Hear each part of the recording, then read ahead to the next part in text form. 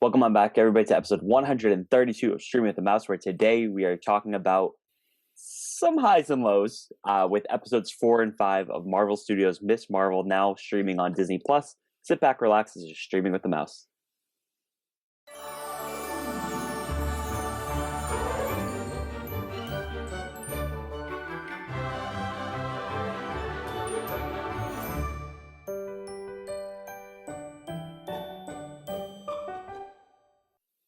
Welcome on back, everybody, to Streaming with the Mouse. My name's Cam Ramos, and joining me, as always, is my co-host, my co-pilot, the comrade to my who even Bruno. knows at this point with this show.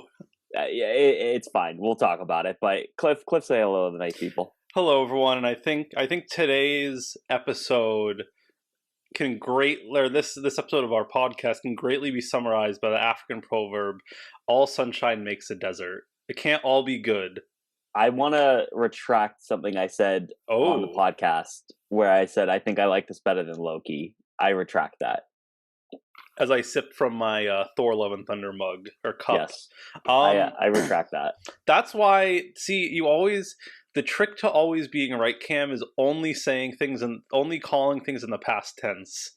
So, if I could bottle the love I had for this show, episode 1 through 3, and I still like it, it's still good.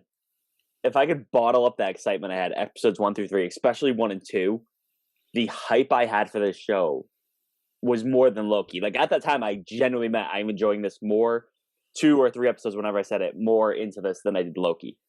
Loki's still supreme right now. And WandaVision, and Moon Knight, and yeah. And Falcon and Winter Soldier? We'll see how episode 6 goes. That's the thing, and we're going to talk about it. Before we even start, Cam, explain our how we're doing this today. So usually we do our top 5 things, and I could easily find top 5 things to do with this. Oh, absolutely. I think it's okay to point out criticism, and we are generally a positive show. I genuinely love almost everything that I watch, and like I said, I still really like this show. It's still a show that I will rewatch. It has some awesome moments. But I thought episode 4 and especially parts of 5 felt flat to me. And it's not that the episode, we'll talk about it, but episode 5 I thought was great.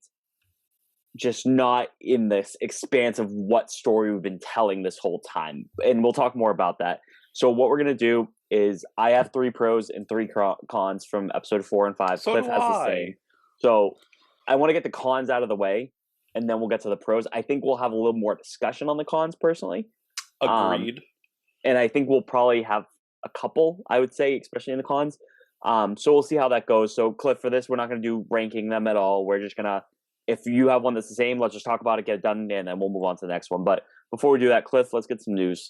So one of the coolest things I'm really happy Disney Plus is doing, streaming on Disney Plus on July 27th, we have Light and Magic, a 6-part episode about Industrial Light and Magic. 6-part series. 6-part series, yes. And it's going to be pretty much the way it looks is that it's going to be pretty much like how they did the first season of the Mandalorian Gallery. And it looks really cool. George Lucas is going to be a part of it. They really have everyone that's going to be a part of it. And it's going to show how George Lucas and the original 6 creators of ILM really said, like, hey, Hollywood doesn't have this. Let's make it. Yeah. And really cool. It's in a show. I mean, George Lucas was a man ahead of his time, and the technology is finally catching up to what his original vision was back in the 1970s. So this series is going to be really cool. I'm absolutely guessing we're going to cover this. Yeah, I would say so. I think besides take the Marvel and Star Wars original content out of it, I think my favorite content that's been coming to Disney Plus has been the behind the scenes stuff. So whether it's the Marvel shows, what's the Mandalorian one called that the Gallery. The Gallery, sorry, Star Wars Gallery, the Imagineering story. I love this behind the scenes stuff. The Frozen documentary, Frozen 2 documentary that we covered too. I like this kind of stuff, and the ILM the trailer looks awesome, so I'm excited to see it because ILM is such a huge part of. Not even take Star Wars out of it, just everything. Movies all in general. Hollywood. It's the foundation of what we have now, I think. So I'm excited to watch it, and definitely we'll probably be covering it at some point. I think the best example of ILM is Davy Jones in Pirates of the Caribbean, and that Yeah. came out in, let's Well, see, let me I have guess. it here. I want to Go guess ahead, guess. 2003. That's when the first one came out. Davy Jones was So not a part. 2006. Yes, 2006 was when Okay. Dead Man's Chest came out, and Davy Jones, who was played by Bill Nye, looks like, to this day, like rewatching Pirates of the Caribbean, those It's movies, awesome. it's honestly, it's almost better still, Yeah. which is just insane. And I think that also partially comes with the acting, and they really put a lot of money into this. I think it's very much based, and we're going to talk about this today. Well, I am, at least. There was a lot more art back then. Yeah. And we're going to talk about that. I'm not taking any shots at anyone. I'm not going to take any shots. There's no pot shots here. Second piece of big news. When's Comic-Con? Next week? 2 weeks? July 21st, What are you talking about? Like Boston? No, the big one. San Diego. I think it's the 22nd. We're going to get the first looks at, what is it? It's Marvel Zombies, X-Men 97, and Season 2 of What If.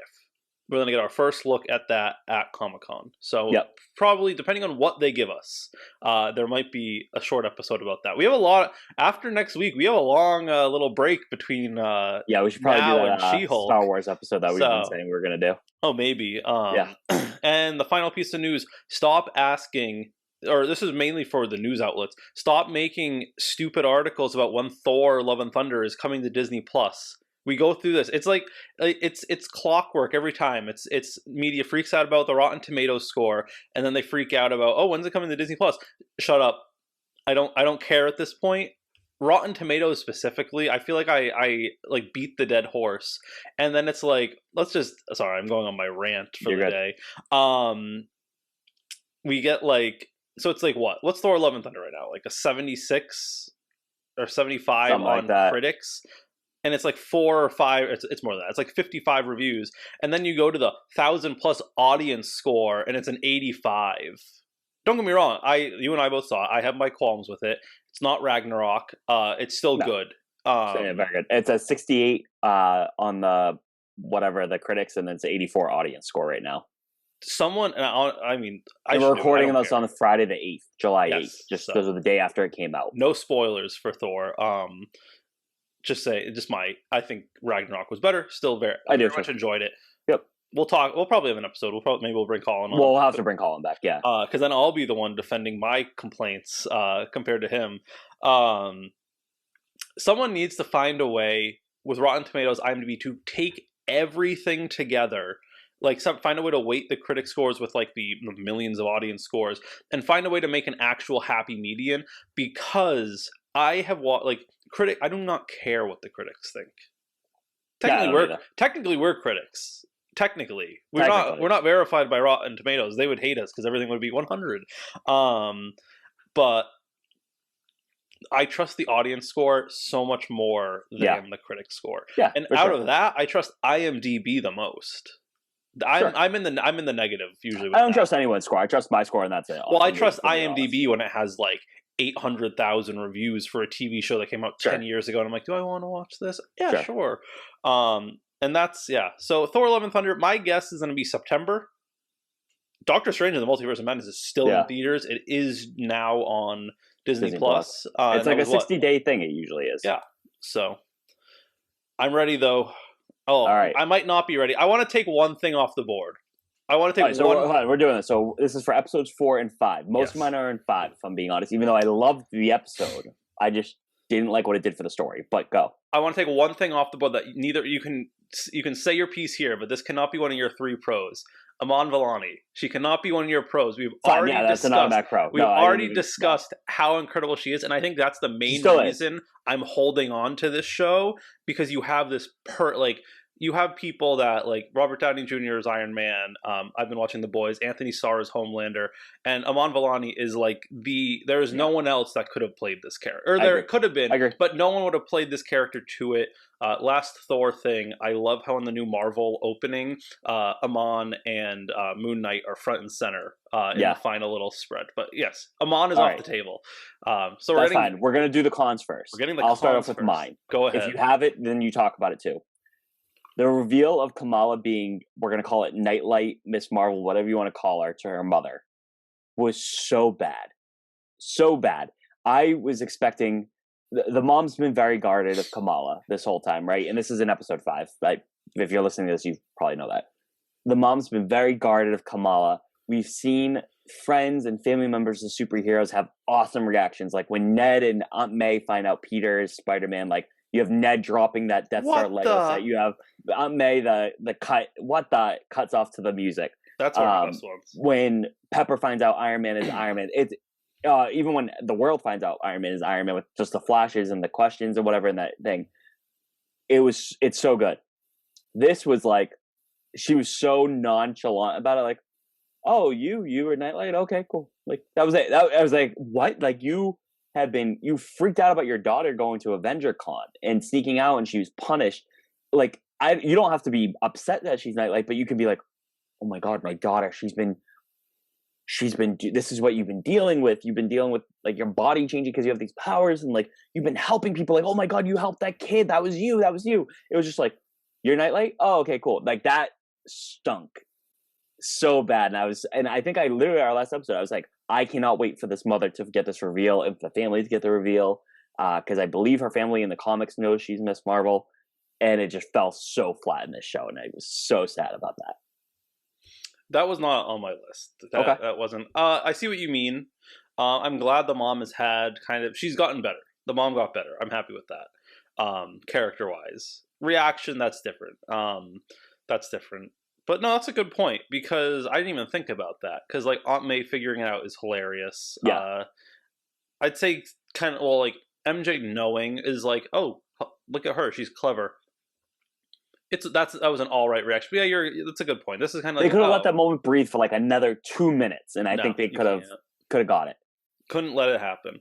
No, that's a good point, though. I didn't even think about that when I was compiling my list. But when I say it makes sense, right? Like when I said it's calling, it does. Like, oh my God, does make sense. Terrible. It does make sense. Yeah. All right, you're con. You're great. I'm gonna go in swinging. I'm coming in swinging. CGI, and not even particularly hers. Like hers looks beautiful. They spent all the money on the crystals. When the clandestines touched the veil and died, they were crystalled, and their skeletons and what that whole process looked like after looked worse than the early 2000s X-Men movies. Okay. And I just looked at that, like I was into it. I'm like, you know what? Okay, this is interesting. And then the skeleton pops up, and I don't want to sound like a snob saying like, oh, it broke the immersion, but it really did. I was like, okay, this is interesting. Like, this is a beautiful, like, Kamala's first shot at like closing the portal that's going to destroy at least Pakistan, if not the world. And it kind of really undersold it for me. And the fact that they did it multiple times, I'm like, wow. And take Reddit with a grain of salt, whatever you will. Someone did post, there's its own subreddit for VFX, for visual effects people. And what people have to realize is Marvel does not have their own visual. They have a partial visual effects department, but they usually lease out. They usually rent they rent companies to do it for them. And there was a whole rant about saying, I'm so done with this. I have told my boss, do not put me on Marvel TV shows anymore. And I just thought that was really interesting with this negative that I had for it. But don't produce for the sake of producing. I am fine waiting an extra month for it to look better. In my own, yes, the Marvel machine is running, and I'm going to talk about this more later, but are we going correctly? And that visual effects, I was like, why are we back in 2002? That was my kind of thought process with that. Fair. I did not have the CGI in here, and that was because I was so happy that the clandestines died. But I'm not at the same time. So this is my gripe. The clandestines suck. What a waste. And this is my number 2 as well. Yes. Well, this would be your. Oh yeah, that'd be. Yeah.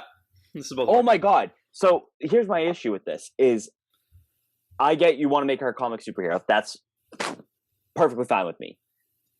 The show did not pick a lane. The first 2 or 3 episodes really stuck it with like ground level stuff. You have the damage control. Then they're like, oh yeah, we forgot that damage control exists because now we have these clandestines who came in, like made one fun joke with Kamala, and then all of a sudden they were trying to kill her.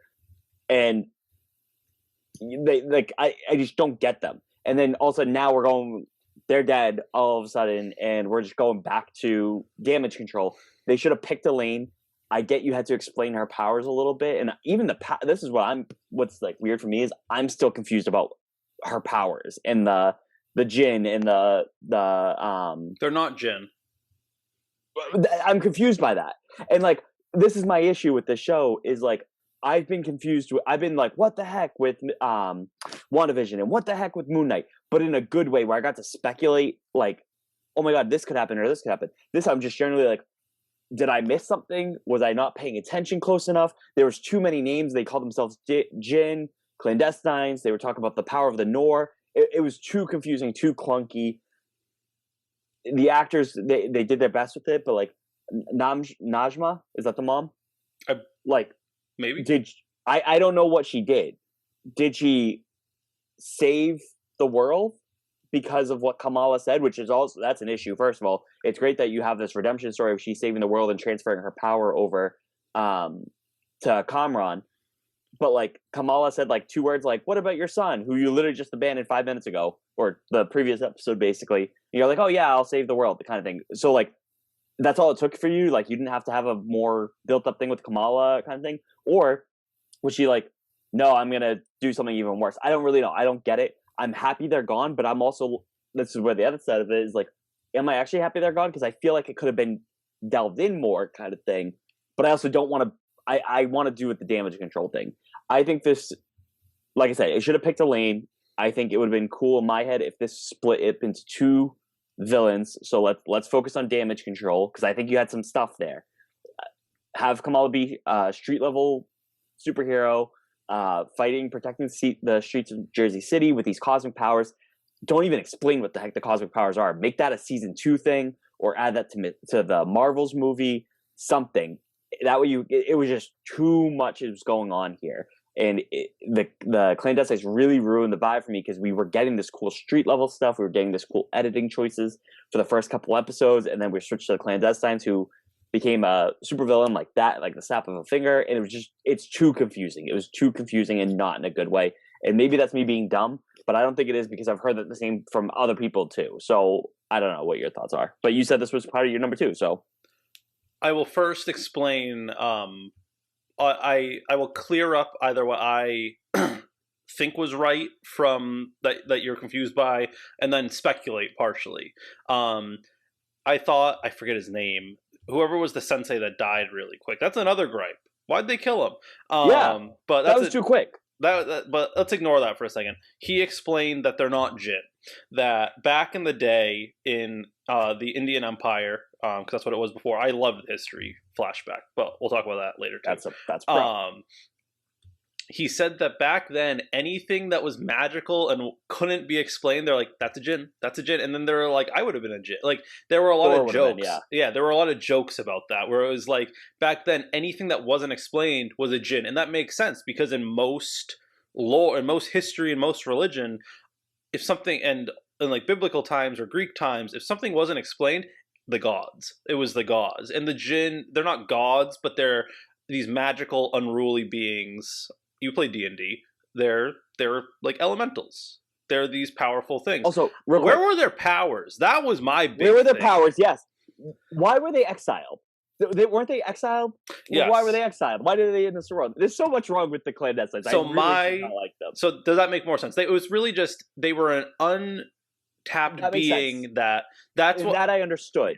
The issue is you were calling them too many names, and then they're just that's not the big thing. Like, they were like, make them Jinn, and that or not kind of thing. That was like, why did you even introduce this new name to me? Because I just learned what clandestine was. And now you're just, oh no, they're actually not Jinn. Sorry about that. Like, that's confusing. That's weird. That like I got why. Like the Thor example was a perfect example that they used in the show. Like Thor would have been considered a Jinn. It was unnecessary. It was, in my opinion. Her powers. This is speculation. So you could say that Kamala is not a human. She could be Oh, an Inhuman. yep. They left the door open for Inhumans. That is what I do like. We'll talk. We won't even discuss it. We'll discuss it maybe next week or if Well, we on real recap the quick. show. Yes. I'm pretty sure Najma had a line where she's like, "I'm something else entirely" or something like that. Yes, and I she thought, did. and there was a pause. I was like, "Oh my god, she's gonna say Inhumans," and then that's how we're gonna do They're this. That's cool. holding it. Yes. And then no, she did not. I forget what she said. I think they're holding it though. They're holding the Inhuman card. But I digress.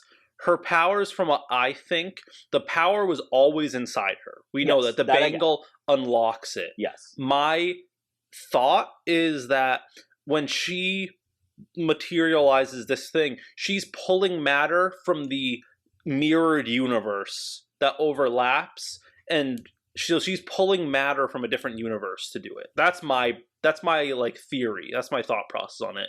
That she has the power to pull matter from another universe and let it materialize to form her power. That's my speculation.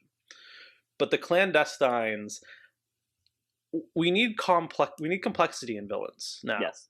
That's, you can have street level thugs. You can have street level thugs like Batman's that don't do anything, but then you do need to bring it up to the Riddler. You need to bring it up to the Joker. You need to do that.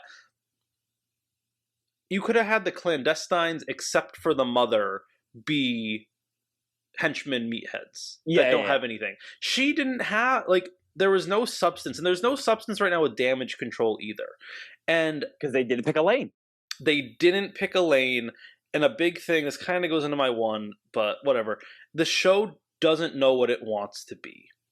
Yeah. And that, I think, is the biggest issue that really is painful. And people were complaining about the first 2 episodes, and I'm like, no, you were idiots for that. If you held off for when you were given these episodes early and started complaining, then I would be like, okay, I get it. And the show started off as this fun teen drama of this girl, this dramedy, learning to grow up in her Pakistani American family. And I don't know what it turned into. It almost just like a Marvel. It almost leaned. It almost leaned too heavily into like the Bolly. Like they took the Marvel cookie cutter formula after the 3 episodes, and then then added in like Bollywood stunts. Yeah, that's what's so like Falcon and Winter Soldier, in my opinion, didn't know what it wanted to be either. But that was also partially because of COVID, and you couldn't have Carly setting off a bioweapon that gave everyone the plague. Yeah. And that kind of makes sense. But Carly was that same thing. She wasn't a fleshed out villain. And we're at the point where we're so far in the MCU that we need fleshed out villains. And that's a big gripe I have altogether with Phase 4. It is connecting. Don't get me wrong. A lot of these villains are kind of feeling like they're not given enough, they're killed off too quick, or there's not substance to it. And I'm hoping Phase 4 can mold in. I'm going to trust the process, like you always say. And Kevin Feige, we trust. I'm really needing to see some blending sooner rather than later. I need to start to see that big picture image. I'm starting to see it. I think I know what they want to do, but it's just it's a jumbled mess right now, and it needs to slowly start converging. It does in some ways, but a little bit faster. Yeah. Do you mean like the stories coming together more? Kind. Like, I feel like with Phase 1. Like, take the Infinity Saga, just in general. We always knew kind of where it was going towards. We don't know who the big bad is right now. Whereas, like... Well, we have a few ideas. What? Right, that's the issue. We have a few. Phase 1 was Iron Man 2, Thor, Hulk, Captain America. 5 movies, right? Yep. And then there was a lot of complaints about those. You get Avengers, which you get Thanos the big bad. This has been... I think this is the 12th Marvel project, or this is the 13th Marvel. When this show finishes, this is the 13th Marvel project of Phase 4, and I don't know where it's going at this point. Yes. So I definitely hear you on that. Yeah, and that is the interesting thing where I need, and actually that'll be my number 1. I'll talk about that as my major. Go for it right now. Mine is very quick. Mine is this whole 6 episode thing needs to end. Look at that. At first I thought it was stupid, and now this, because here's the thing: these penultimate episodes have been, every single show has been, holy cow, that just happened moments, and that didn't really happen in this episode. In my opinion, I know there was like the explosion at the end of episode 5, but I love the flashback. I love looking at Aisha and Hassan's love story, and I'm going to talk about that as a pro. So good. For that to happen on the penultimate episode is very confusing to me. This would have been a great for episode 5 of an 8-episode thing where you could have fleshed out more. Maybe you bring in damage control and the cleanse science. You can flesh them out more. I like the 6-episode thing, but at Disney Plus, let's do it right. Let the story breathe. If a show needs to be 4 episodes, make it 4 episodes. If a show needs to be 8 or 9, like WandaVision, let it be that. That's why I think WandaVision was so good. And I think that they've done good with 6-episode shows. I still think Moon Knight was really good. Obviously, Loki was beautiful in 6 episodes. I don't think you needed more of Loki. I think Moon Knight could have done good with 1 less. Depending on a couple things here or there, yeah, I could see that. I could also see it going the other way where it could have used 1 more, or just maybe like 20 more minutes in each episode. But let this breathe, Marvel. The fact that this was the shortest episode, the penultimate episode, and there was no big, like, I don't know what, I have an idea what we're gearing toward for next week. It's gonna, my thought, it's gonna be Kamran thinks that Kamala killed his mom because for some reason she would never abandon him, even though she literally just did, dude. And he's going to use his newfound powers to fight Kamala. That's what it's going to be. There's no way it's not going to be that. But then that's not earned either because you have this crap villain that at least you could have like built that up more, like the anger. You're not going to be able to build up that anger Kamran has if Kamala is going to be that. And I could be wrong on that, but that's where I think it's going to go because I don't think Kamran's going to not fight Kamala at this point. You're going to have 2 superpowers going against each other, so you can get the big 3D CGI special effects of the fight together, kind of like Agatha and this Wanda. So let's cut the crap with the 6-episode stuff here. Let's let the show breathe. Let the showrunners tell the story they need to tell instead of like slow pace for the first 3 episodes, which I thought was great, and now we're just bull rushing it to the end.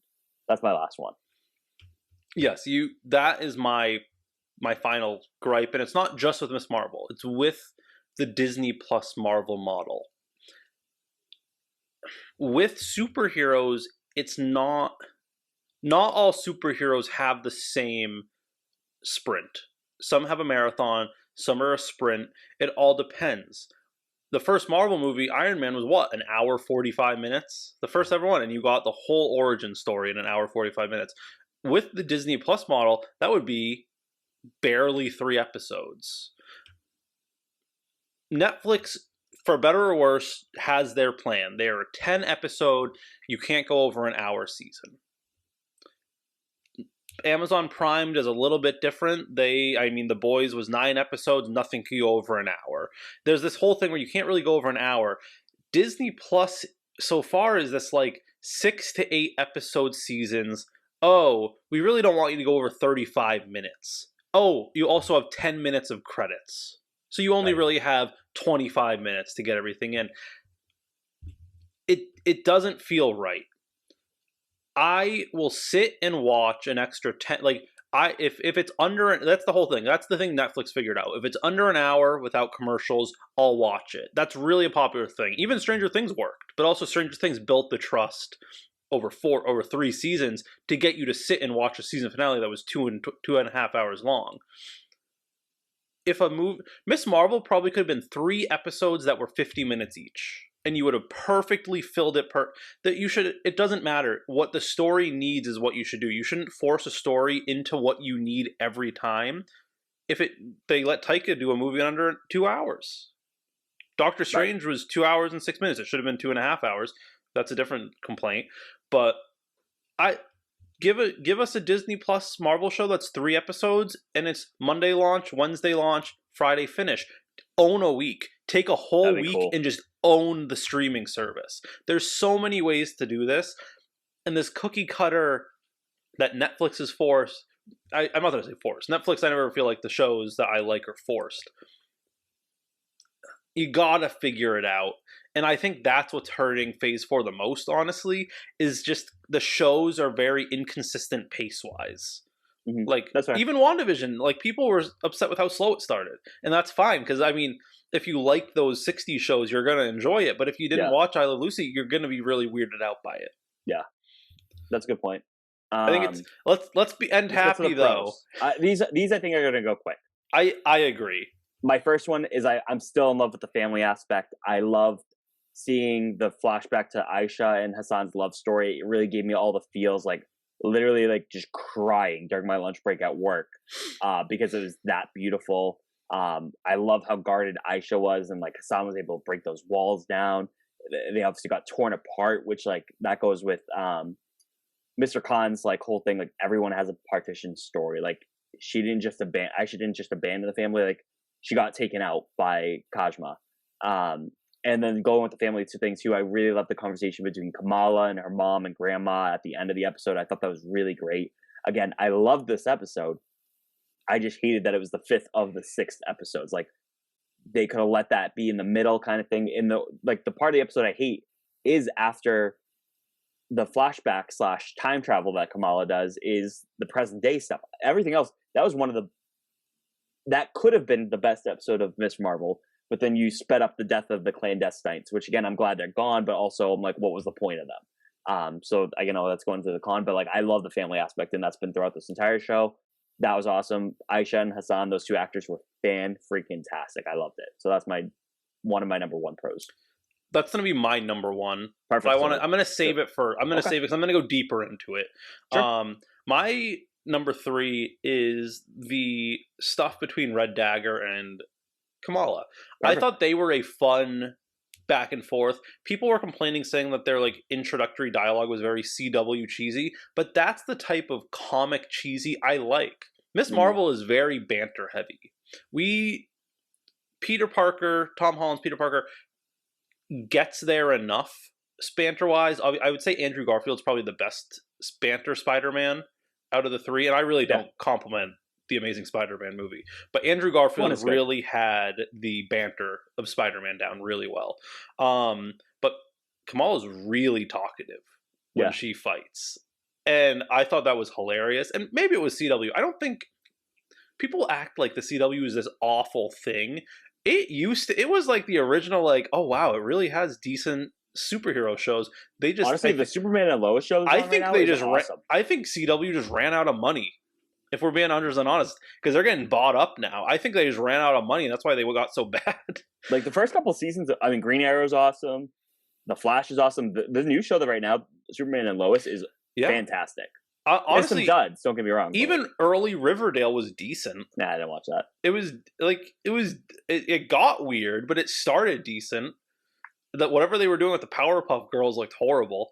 But I still think that could have been good if they did it right. That's the thing. They have these great ideas, and then they just lay an egg with it.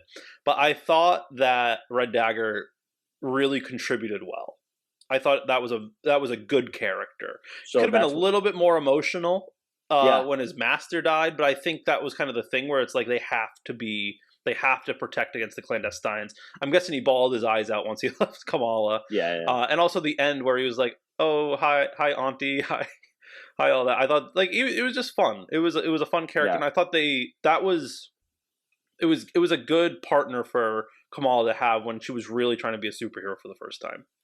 And that's my second pro. Is I thought Kareem and the Red Daggers are really cool. I like the street level aspect of it, even though they're dealing with the clandestines and like the power of the Nor and stuff like that, but they were street level. So I thought they were really good to have in this show, especially with Kamala. In this, she's kind of the same way. She's street level a little bit, but also has this mystical side where she's fighting these mystical beings. I really loved the fight, the beginning fight between Kareem and Kamala in episode 4. I thought that was awesome. Just using her powers, like, and being like, "Who are you? What are you?" I really thought that was really cool. So I hope we get more Red Daggers in future projects with especially Kamala. But honestly, I think the Red Daggers could be their own thing. Honestly,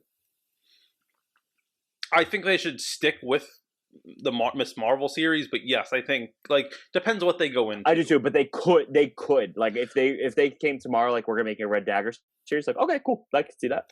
Yeah, that's true. What was my second? I had it for a second and then I lost it. I had the picture of it, I thought. What one was Actually, in your yeah. mind?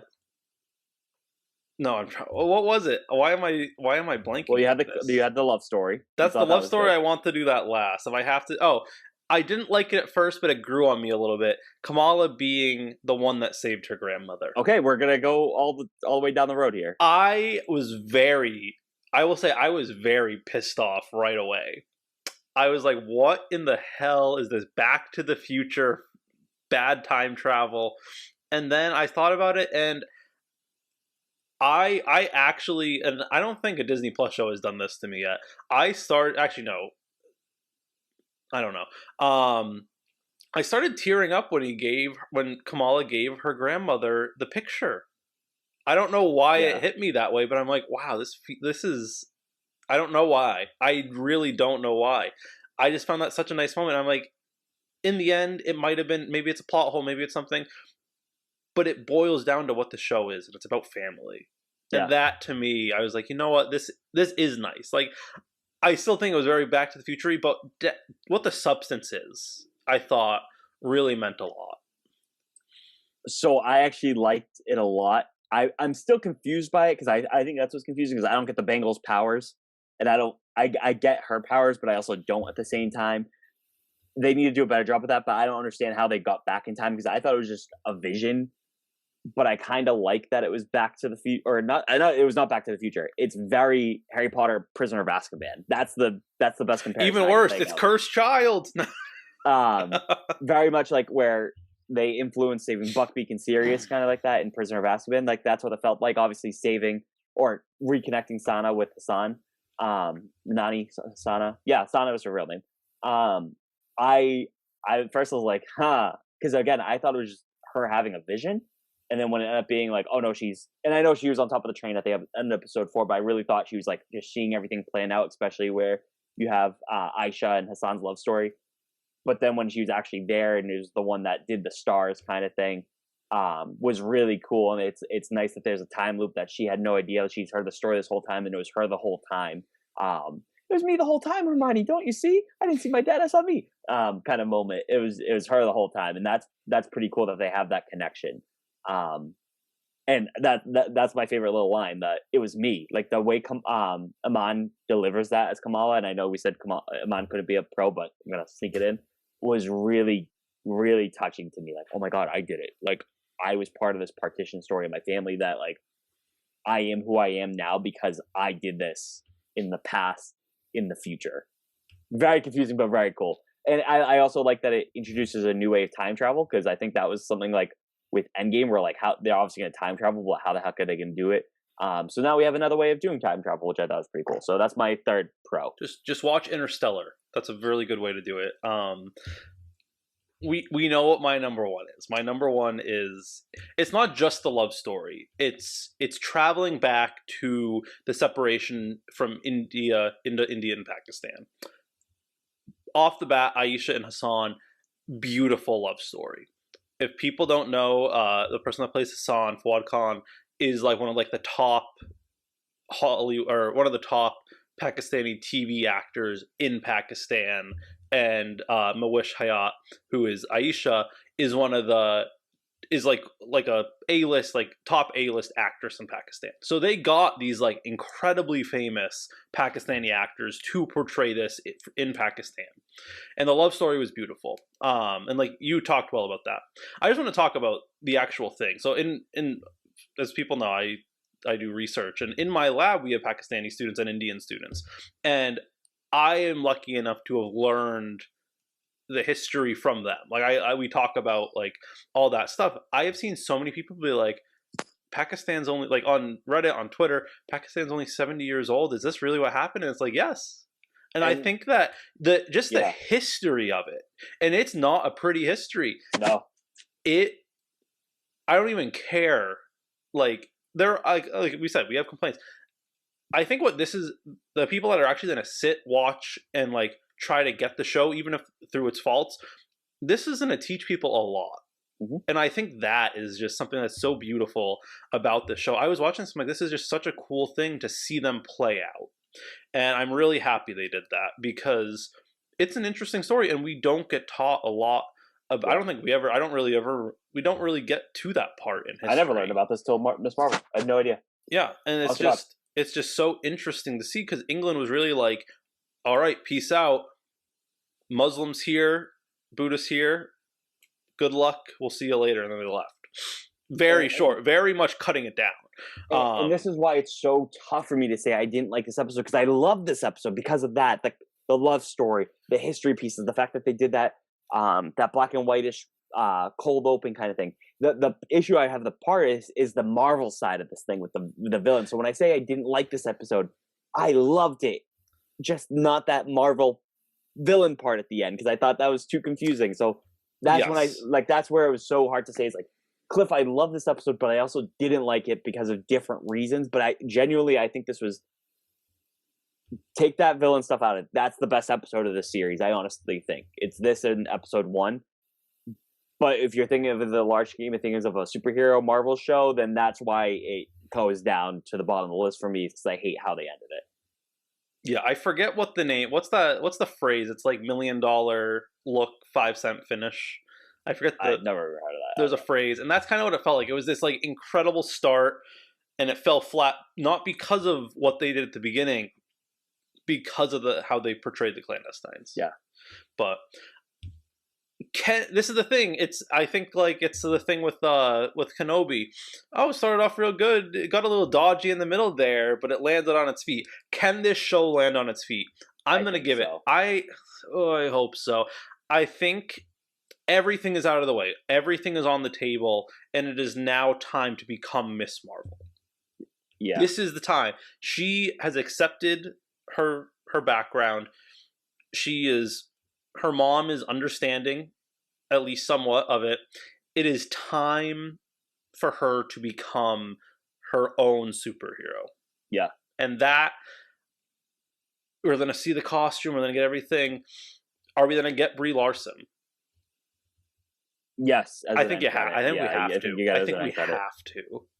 Oh, and credit. That's the thing with like Doctor Strange, right? Is they didn't hold your hand with like Wanda in the Darkhold. Like you were expected to watch that and see the end credit scene where she accepted the Scarlet Witch ability and all that. So I do think so. Yeah, I think we get her not in an end credit scene. Oh, you think we get her in the show?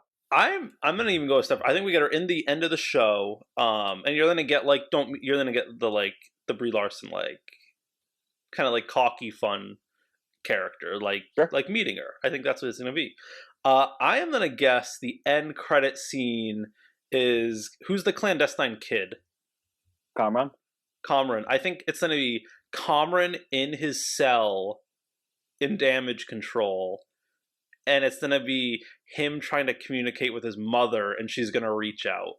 And I think you don't think she's dead? I think we're gonna get confirmation that she's in the other world. I'm gonna go really specific, and I don't do this. And I'm destined to fail, but I do think we get Brie. I really hope we get Brie. Yeah, I hope the actual show, not the end credit scene. I'll take it either way. I do want Brie Larson, but exactly. Cliff, I think that's it. So, like I said, it's such a weird way to say that I didn't like this episode, because I did. I hated the Marvel aspect of it in this episode. Like, this was one of the most fell flat for me, but it is where it is. But Cliff, if people want to talk to you about your pros, your cons about this, if they want to start already talking about Thor: Love and Thunder, again, please keep spoilers off for at least till Monday or Tuesday, folks. Let people watch the movie, for Christ's sake. Where can they find you? To the Thursday premiere. I mean, I went at 3:30 p.m. You can find me at CP Robinson 81. And you can find me at Cam Ramos 95. You can find the podcast on Twitter at Stream the Mouse. You can find us on Instagram and Facebook at Streaming with the Mouse. You can find us on Apple Podcasts, Spotify, YouTube, Google Podcasts, and iHeartRadio. Just search for Streaming with the Mouse, a Disney Plus podcast. Be sure to like, rate, review, subscribe, 5 stars, all the above to those podcasts, so we get more listeners onto this, so people can hear our little fun takes and theories on these Marvel shows and Disney shows and Star Wars too, for that matter. We will be back next week with our episode 6 discussion. I hope it's a top 5 again. We will see. And then we're definitely going to need to catch up on some episodes that we've been promising, like the Star Wars convention. We need to catch up on all that stuff. Oh my God, I forgot. I was trying to remember. I'm like, what was that Star Wars thing you were telling me about? I think it's simmered enough where it's going to be nice to talk about, though. Yeah, we'll do that. Maybe we'll even talk some Baymax. I haven't watched Baymax yet, but maybe we will. High School Musical, the musical season 3 is coming out. We'll talk about some stuff before. I think the next thing is going to be, it's either Andor or it's She-Hulk. She-Hulk is first. Okay, so Yes. She-Hulk. But we'll be back next week, talk about episode 6. Have a great day, everyone. Eat my hammer. Oh. Bye, guys.